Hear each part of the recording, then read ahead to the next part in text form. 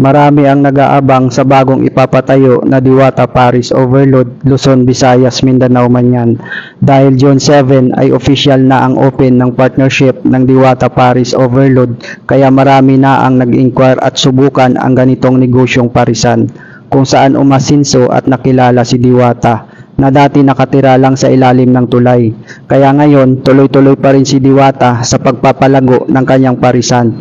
At dito ay nagpa-interview siya at sinagot ang mga katanungan ng mga vloggers tungkol sa mga ipapatayo niyang parisan. So tara, sabay-sabay natin pakinggan ang sagot ni Diwata. Magtatanong sa inyo. Ako, I have question. Okay. Ano? So, ang question ko is, yung bang mga mag-o-open lang on your business, what kind of class? Middle class, lower class, or any class? Yun ang marami nagtatanong eh. Actually kasi ang Diwata Paris Overload is simple lang siya, hindi siya class kasi hindi nga siya indoor. Ang gusto nga namin is open air lang. Pero depende yan doon sa mga gusto mag-franchise at gusto nilang gawin air ko nasa kanila na yon. Pero syempre yung price natin, walang pagbabago sa price. Lahat naman pwede. So, paano yung procedure? Kung gusto nilang mag-venture on your business, yun ang maraming tanong eh. Ang business, ang partnership kasi ng Diwata Paris, ang nag-handle po kasi si ICT. So, ICT PH po ang sasagot lahat ng tanong nyo. Kaya i-message po sila sa ICT PH sa kanilang Facebook at lahat po ng inyong mga tanong ay masasagot nila doon. Okay. Pero to, may tanong ako. Okay. Yung mahirap pa, yung madali lang. Yung madali Saan lang. ang susunod na itatayong branch ng Diwata Paris Overload? Actually ngayon marami nang kumukuha ng franchising. So abangan nyo na lang. Hindi ko muna ngayon i-disclose yung lugar nila. Pero marami nang kumuha at i-confirm na nila ngayong araw na ito. So abangan nyo na lang. Sa susunod, pag na-final na yung usapan, sasabihin ko na kung anong mga lugar yung kumuha ng franchising natin. Salamat, Diwata. Hi po. Sino pa magtatanong? Sino pa magtatanong? Kayo, meron ba kayo katanungan kay Madam Diwata? Diwata, marami kayong sasabihin kay Madam Diwata. Okay, Medyo nalungkot na yung mga ibang vloggers kung paano daw makakapunta sa iyo sa birthday mo.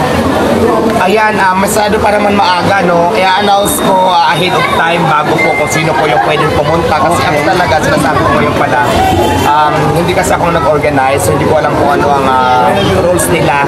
So malalaman nyo yan bago ang birthday. Kasi hindi ko pa rin alam kung ano. So, Miss Diwata, I have question. Maraming sumusuporta na vloggers right now kasi ang pinatunog dito, may mga games for the first anniversary of QC Branch. Ano po yung inaasahan namin? Tapos na yun nung nakaraan. Ngayon meron, di ba? Wala ngayon. Wala pa naman. Namigay tayo ng bigas Okay. sa nakaraan nung ano yun July 2 kasi June 2 tayo nag-start dito. Tapos July 2, ayun yung mamigay tayo ng bigas, bag at kung ano-ano pa. Okay. Pero ngayon wala namang event ngayon. So para pumunta lang din ako kasi din ba to meet mga doon sa mga gusto mag-franchise. So kaya kami dito. Pero wala namang event. Pero syempre usapan na yung confidential na yun. So hindi na pwedeng i-vlog. So basta ngayong araw na to, na-meet namin yung mga interesado mag-franchise at hindi na namin muna pwede sasabihin yung mga pag-usapan. Basta marami nang kumuha ng franchising natin, iba't ibang lugar. Okay, the next question is Laguna. If Yes, I'm not mayroon tayo mistaken, doon. Laguna. So, anong stage na po yung Laguna? Okay na? May venue na? Mayroon na. Okay, good. Basta meron tayong Laguna. Kapuyo kami. I think Rizal, meron. So may Rizal. Basta mayroon pang iba. Ayoko muna sabihin yung iba kasi hindi pa naman sigurado. Pero ano na, marami na nag-confirm sa Diwata franchising. Yung nabanggit niyo po sa Taguig po kasi marami pong nag-aabang taga-Taguig din po. Actually, dapat doon talaga yung una kong branch. Kaya lang doon sa pwesto kasi medyo hindi nagkaintindihan ng maayos. Pero hopefully na maglalagay tayo dyan. Kung wala mang franchising na kumuha ng Taguig, so ako maglalagay doon. Kaya lang syempre kailangan natin gawin siguro yung magandang pwesto para accessible sa lahat ng parking, lahat dapat para yung lahat ng comfortable lahat. Hindi lang kasi pwedeng basta magtayo ka na lang ng hindi maayos o walang mapaparkingan. Kailangan talaga i-ayos. Pero why not, di ba? Kung may kukuha din sa Taguig. Okay, next question. Pinapatanong to ng fans mo. Na-discover nila yung mga character ng mga nagbablog sa Exclusive for Diwata. May mga character. Malapit na daw ba magbukas ang Diwata Comedy Bar? Yes, Nanginaabangan na lahat.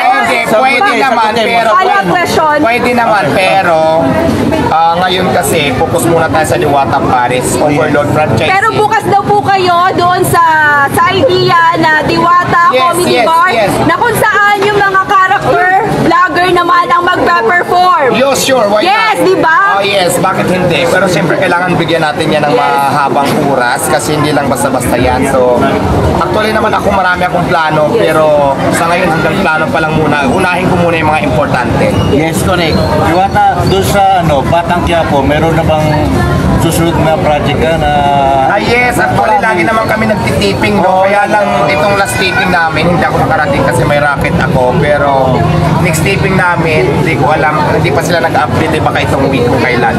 Diwata, malapit na birthday ko, mag-greet. O sige, happy birthday sa'yo, last mo na yan. Pero diwata, diwata. Ito,